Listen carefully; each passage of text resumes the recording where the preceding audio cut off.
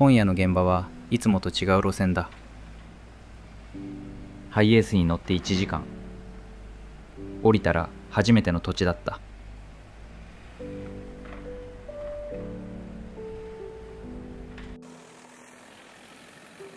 知らない現場に行くのは特に嫌じゃない。どこも同じアスファルトで同じ夜だ。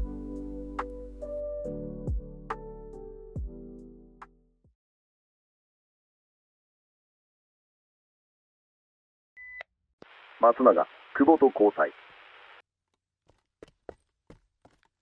ケボさん、この辺って来たことありますか？ない。俺もないっす。なんか、駅からも遠くて、ちょっと寂しいとこですね。そうか。ケボさんって、あんまり現場の場所とか気にしないですよね。気にしてどうにかなるわけでもない。確かに。今日帰りのハイエース乗りますよね。1時間ですよ、戻り。俺は乗らない。え、じゃあどうするんですか？歩いて駅まで行って始発待つ。始発って何時ですか？この辺。知らない。知らないのに待つんですか？着いたらわかる。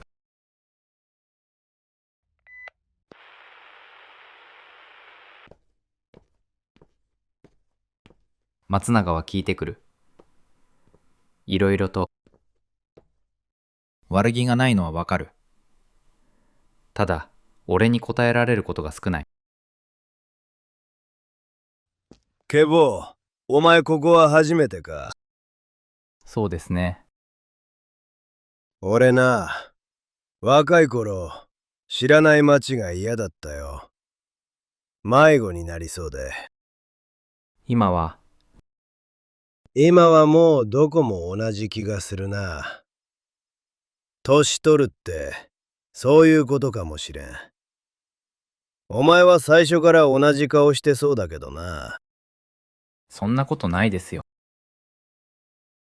そうか。まあ知らない街も悪くない。見たことないもんが見られる。そうですね。知らない街。田中さんはそう言った。俺にとって知らない街というのは帰り道のことだ。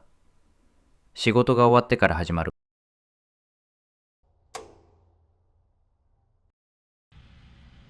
久保、今日も歩きか。はい。駅どっちかわかるか？歩いて探します。そうか。まあ、お前のことだから着くんだろうな。ありがとうございます。兄がだよ。次の現場、木曜な。わかりました。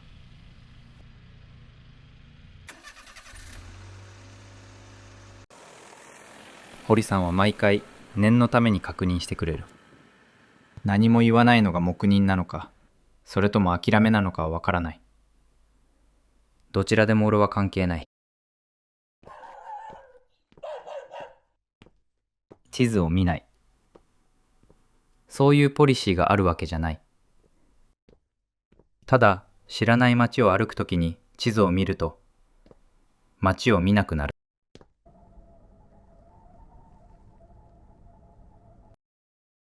どこかに出る。そう思って歩いていると、大抵どこかには出る。問題は、それがどこかだ。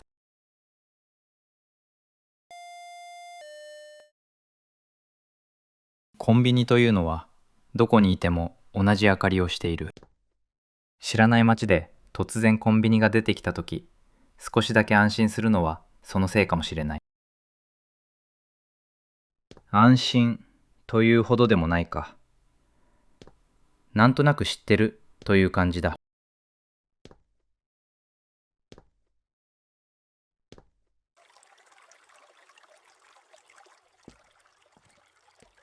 川があると少し落ち着く。理由はわからない。知らない川なのに、川は川だと思う。当たり前のことを川に教わる。川は下に流れる。下流に行けばだいたい大きな道に出る。誰かに教わったわけじゃない。そういうものだと思っている。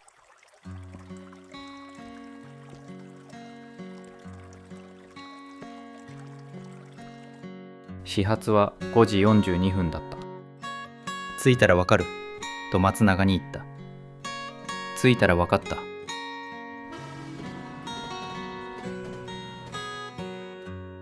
知らない町の駅のベンチは知っている町の駅のベンチと同じ硬さだ。そういうことでいいと思う。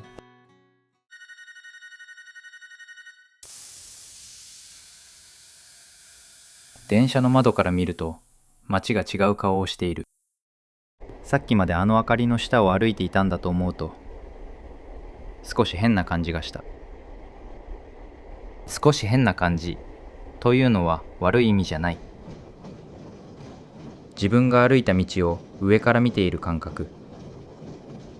俺はここにいたんだなという。